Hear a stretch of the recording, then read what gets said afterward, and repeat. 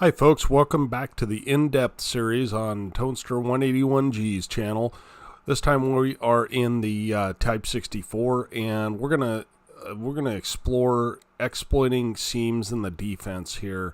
At first, it's not that impressive, but you'll see it does get better. And we are bottom tier, so that's a factor in how we play this.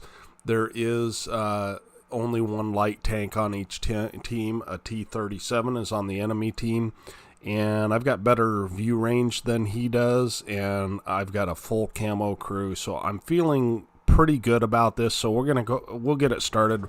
We've made the decision that we're gonna go center to start, so that's what we do. And center's always a good spot unless there's wheeled vehicles or you're not top tier. If you're not top tier, it's a dangerous place to go. More dangerous from the other side than this side, because you can get out from this side really fairly easily. Normally, if I'm not top tier, I would probably, and you notice we're turning around here, but I would normally, if I was not top tier, I would just poke that bush just to see if I got lit and pull back first. But it looks like the enemy light tank decided he was going to go over towards zero line, which is kind of an unusual place to go. And so that tells me he may not be the best player. I don't know. But we're able to pick up some spots. We get 400 assist, which is fine. And we're backed into the bush where we could leave at any moment. So if that light tank pushes up here, we're gonna see him. So at this point I decide to leave that area because it looks like there's a lot of action over on the zero line, and there is a rock right over here that I can go to and use that to try and get lights. So that's what we're doing. And you notice the way that the path that we're taking, we're trying to keep bushes between us and the enemy as much as possible. So we pick up a couple of spots there. That SU-130 PM definitely does not want to get lit. Okay, so I want to show you something here. We're in a fairly good location, but we should really be fully in this bush. And the reason for that is if somebody comes up the middle, because our middle is pretty much open right now, we have an E25 guarding it, but he's not going to spot anything coming up middle. If we're fully in that bush, then we're not spottable. Okay, so if you use this rock, it's dangerous. This rock is dangerous, but if you decide to use it, you definitely want to be either fully in this bush or fully in the other bush right there. So let's go ahead and get it started. And you'll see why that's important, because their light tank does foolishly push up really far, but it could have gotten me killed. So we're just sitting here, and sure enough, look at that. The only good thing is that E25 is really on top of it. He is putting shots into that T-37. Or maybe it wasn't the E25. It was something big. T-34-3 it looks like. So we're just going to stay here and drop spot because I do not want to get hit by that SU-100 PM. And I notice the OI is up high. He's looking for me, right? So at this point I decide it might be time to go. Or it's pretty soon here anyhow. And I still haven't learned my lesson. I'm not fully in the bush. However, it would be really surprising for anything else to push up. So we're kind of taking the same route back that we took in because we knew we didn't get lit on that route. And we noticed something here.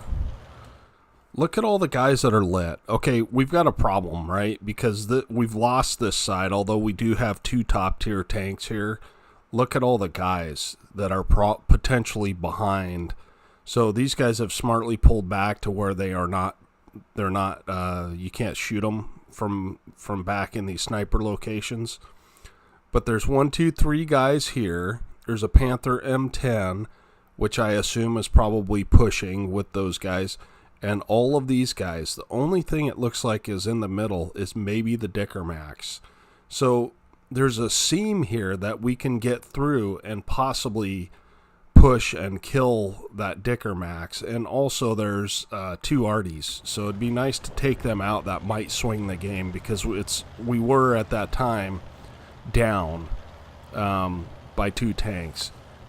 I have asked the E25 to come with me, and miracle of miracles, he does. It's very uncommon for people to help you out, but this Brandon Fox, I told him I would put him up on YouTube, has decided he's going to come help. So the Dicker Max does see me, so what I'm going to do is try and avoid him, right? And so I'm just keeping bushes and hard cover between him and I, and we pick up the S51. So we miss a couple of blind shots, and we're just going to back up, see if we can relight him, and we're able to, and he is done for. So we've got 1,000 spotting. We've only got 341 damage, but let's keep in mind we are bottom tier here, right? So it looks like the E25 or myself lights the Dicker Max. I don't know which. Chances are he has binos,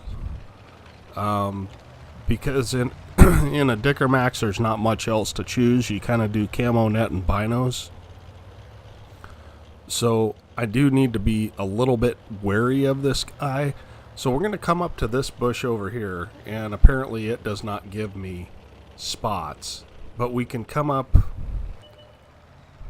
and kind of keep a rock between him and us,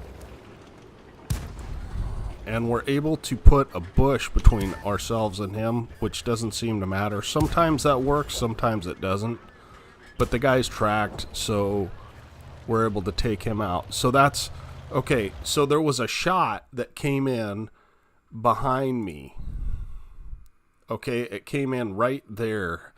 So I assume that there's either something up here or something up here, more likely up here. Okay, so we're going to keep that in mind as we're doing our approach. And sure enough, we get hit by the M10, which is that's kind of okay. I mean, 110 damage I can deal with. It's the SU-100 PM that I worry about, or 130 PM, excuse me.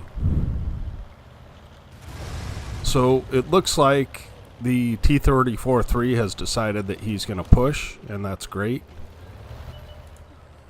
And we're able to get a shot in here on this M10, who is now running for his life. The Panther M10 is great if you can get free shots, but it does not brawl well. So, and we hit a shot on the move, and we're looking for another shot to finish him off, because I know that T-34-3 has pretty long reload. So that puts us up to 1,000 damage and basically 1,200 spotting here. And that's all based on reading the map a little bit, right? Oh, our SU-100 PM friend is back here. So you always want to check this spot, right? So that's another 500 spotting we got out of that, and 200 damage. So that is the end of the game. But it's a lesson in reading the teams and reading the map. In light tanks, you can be really annoying, and killing Artie is a great thing. That does not mean you rush in at the beginning of the game and go die. It means using your head and moving around the map and figuring out where there's a seam that you can get through. And it doesn't always work. Always, if you can, have an exit plan.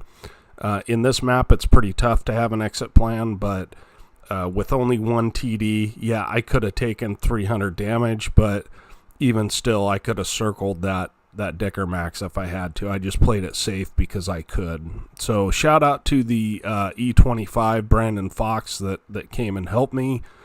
He reaped some rewards out of that. Let's go ahead and take a look at the after action report on this one. Okay, here we are at the after action report. First class and 1 bond, and we also got an Orlix medal because we killed 2 tanks that are at least 1 tier higher than us. We were top of the team, and with 1170 damage and 5 kills. And that E25 ended up with over 1,000 damage just from coming with me and able to get some damage out, because he was sitting in a place where there was really nothing happening because I had taken control of the middle. So 17 shots fired, 12 hits, 11 pins. So not great gunnery, but that happens when you're shooting on the move a lot of times. And we ended up with 36,000 credits on a standard account. So keep in mind, when you guys are spotting in your light tanks can actually be pretty profitable all the way up to tier 10 if you're spotting stuff. So the big thing is to be careful of those wheeled vehicles. So anyway, we ended up with 1,342 total XP. So I appreciate you guys watching. I will have some more in-depth gameplay for you guys, and we will catch you on the next time.